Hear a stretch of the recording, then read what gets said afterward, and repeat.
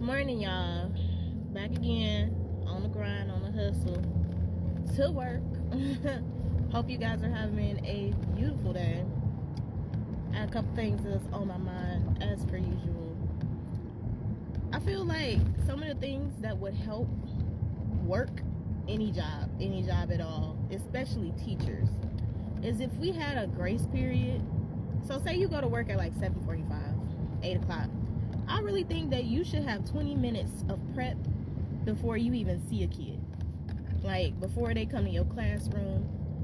I really do believe that, like, you need 20 minutes to wake up, get some coffee, handle your lesson plans, check and see if everything is supposed to be where it's at, or even just take a breather before you run into all these people. All these people with all this energy and all this attitude, and you don't know what you're going to run into. Every single morning is different. But I feel like you should have 20 minutes in the morning, and you should have 20 minutes after school to, like, just get your life together. Just get your life together. Because it doesn't make sense for me to walk into my building unless I'm late and immediately getting bombarded by children in my classroom. Like, the noise is already there. I shouldn't have to take 20 breaths in my car before I walk into the building because I just don't know what I'm about to run into. But if I had that 20 minutes, like that prep in the morning, I feel like everybody will be good. And that prep after class, and I don't mean like after your contractual hours. I mean like you get your last class, you got 20 minutes to prep or get ready for the next day. And, you know, then you take your kids to whoever you take your kids to, whether it's like to the bus or whether it's waiting on the parents. But I really believe you need 20 minutes in the morning and 20 minutes in the day. I also believe that everybody should have 45 minutes of lunch. I don't understand.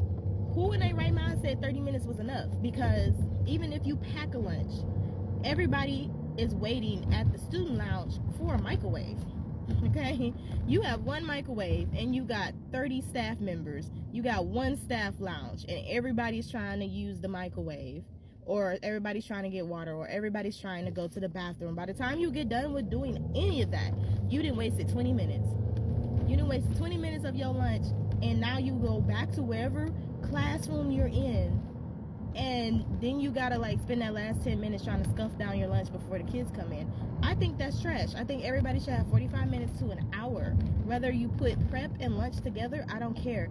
Everybody should have the option to leave the building, sit in their car, go take a walk, sit in the park, or even like go get their lunch. Everybody should have the option. We shouldn't have to DoorDash or bring a lunch. That should be whatever time that you do. If you have children, or if you have a sick person, or if you're feeling bad, that 45 minutes, you could take a nap. And that will spring you up for the rest of the day. I don't think jobs quite understand that people work better when they have actual breaks. And some teachers don't even have breaks. Some of these people be out here just breaking the law, talking about, oh, you got to have children while you eat. Excuse me? There would not be a kid in no type of facility while I'm taking my break. The break is from the children. The break is from you as administration. The break is from reality, okay? 30 minutes is not enough. 45 minutes to an hour tops is what I believe. And if anybody want to fight me on that, tell me, why is it that other countries have better breaks, have better health care, have better everything, and they are functioning better than whatever the fuck hell this is that we live in? Okay? Somebody tell me, because we run humans like robots, okay? They act like there's not studies out there that says, you know, you need X amount of sleep, you need X amount of food, you need X amount of time, you need X amount of breaks. And we're the teachers of the future. We are here with the kids of the future. We should be our best selves on an everyday basis. So why not make it so we could be our best selves? Y'all already know y'all work us from 10 to 10, 8 to 10, 9 to 10, like all day. We with these kids all day. Some of us don't have any real breaks. Some of us don't have a prep because a teacher is out. Some of us don't have a prep because there was a fight. Some of us don't have a prep because we are watching kids that are not even in our grade level. We just got elementary, middle school, and high school all in one classroom. We just like, what the hell's happening? We rocking it, okay? The school's out here breaking all types of laws and we just rocking with it.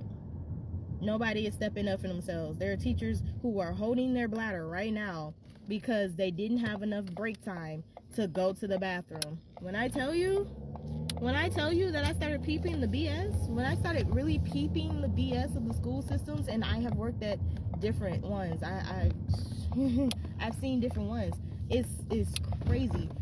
I'm not giving up my human rights to eat, use the bathroom, drink water, and have a break.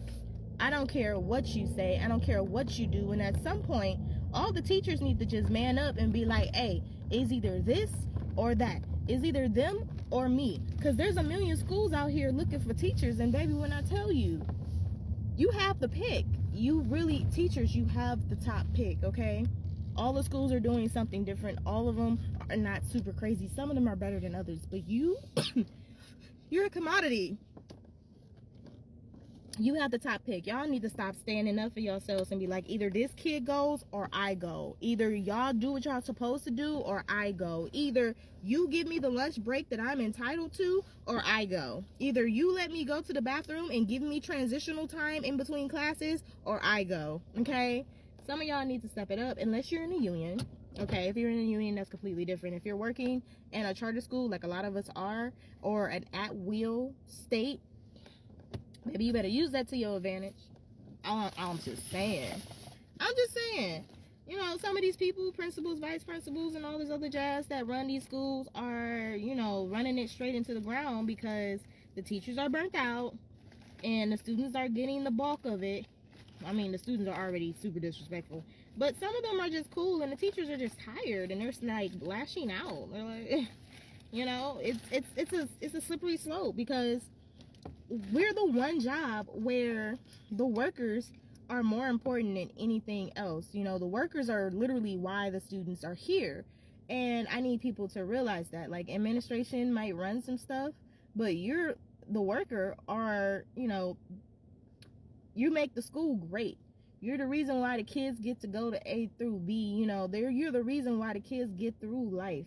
So if teachers would just band together and actually start demanding the education system, or the people who run the education system, the board, you know, we might actually get some better, you know, better treatment out here. Screw what the parents are talking about. Well, not all of them. Some of them are right. Some of y'all are terrible teachers. Some of y'all should never teach a day in your life. I have definitely ran into teachers where I'm just like, oh no, ma'am, how'd you get your license? No, throw that out. Throw that out right now. Somebody save the kids, because this lady is gonna snap. And I've also seen great teachers where it's just like, oh my God, you don't have your credentials, but you're brilliant at this.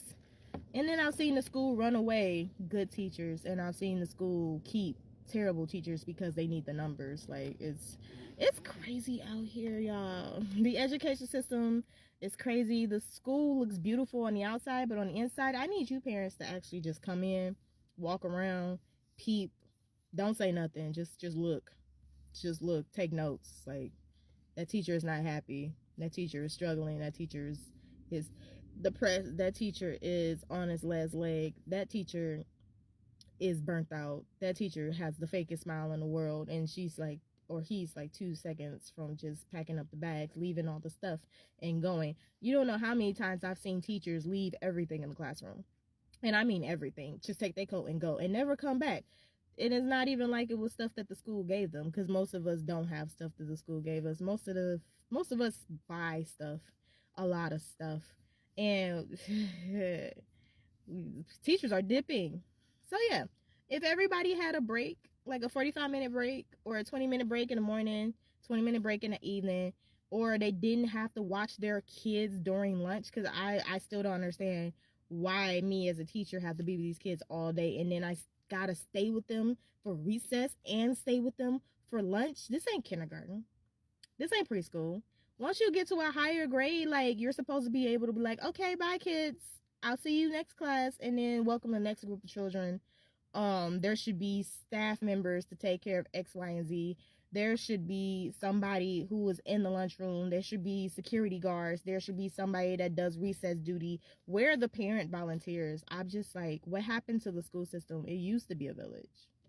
It literally used to be a village. Like, teaching used to be one of those things where it's like, oh, I don't get paid that much, but I'm helping the kids and we get breaks and it's great. Now we don't even get summer breaks. We pay for that.